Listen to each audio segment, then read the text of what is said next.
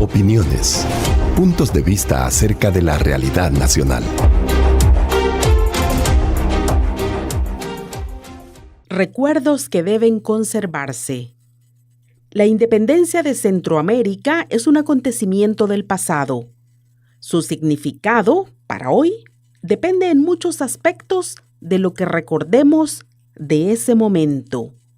Hay quienes prefieren ver la independencia como un paso valiente frente a un poder superior.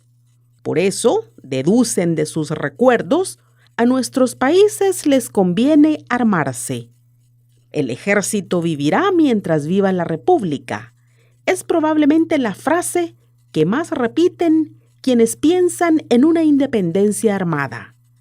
No importa que la realidad haya sido distinta, que la independencia haya sido pacífica y que los ejércitos nacieran en nuestras tierras para servir a las oligarquías locales que desmembraron la Centroamérica unida.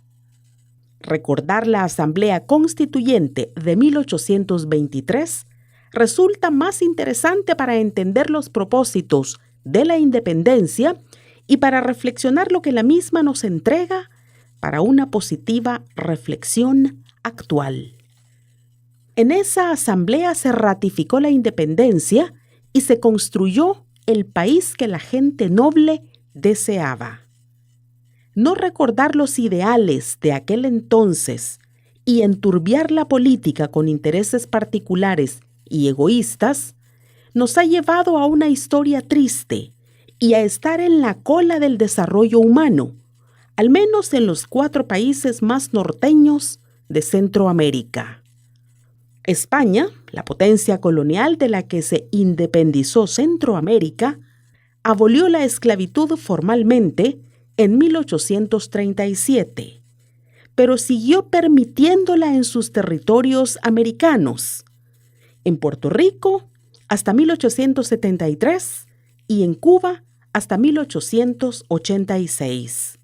Y por supuesto, nobles españoles con propiedades en Cuba continuaron involucrados en el tráfico de esclavos hasta avanzado el siglo XIX. En México, del que dependimos brevemente después de la independencia, el fin de la esclavitud llegó en 1829. En Estados Unidos, cuya independencia temprana de Inglaterra inspiró a muchos independentistas americanos, la abolición de la esclavitud llegó hasta 1863. En Centroamérica, la abolición se produce en 1824, en la Asamblea Constituyente de Centroamérica, auténtica fundadora de la República, bastante antes que nuestros principales vecinos. Un profundo humanismo inspirado en la religión, la lógica democrática y la reacción frente al sistema colonial que legitimaba la esclavitud estuvieron en el fondo de los razonamientos. En las deliberaciones hubo una fuerte discusión sobre la indemnización a los dueños de esclavos, una vez liberados por el Estado. También se discutieron las penas, pidiendo a algunos incluso la de muerte para quienes traficaran esclavos. Al final, un salvadoreño, el sacerdote José Simeón Cañas, pidió la aprobación inmediata de la liberación de los que él llamó nuestros hermanos esclavos. Su razonamiento era limpio y claro. El despojado de sus bienes tiene derecho a la restitución. Y no habiendo bien mayor que la libertad, resulta humanamente indispensable restituir el derecho básico a la misma.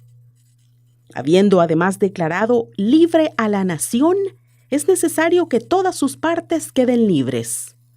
Ofreció también su salario como diputado para el Fondo de Indemnización a los propietarios de esclavos.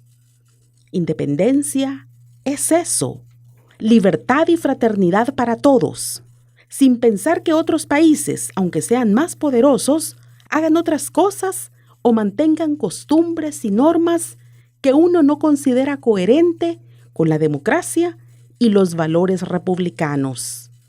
En el hoy nuestro, es necesario reflexionar sobre las personas a las que hacemos sufrir injustamente, como a las que metemos presas siendo inocentes, o a las que tienen dificultades para comer los 3 tiempos.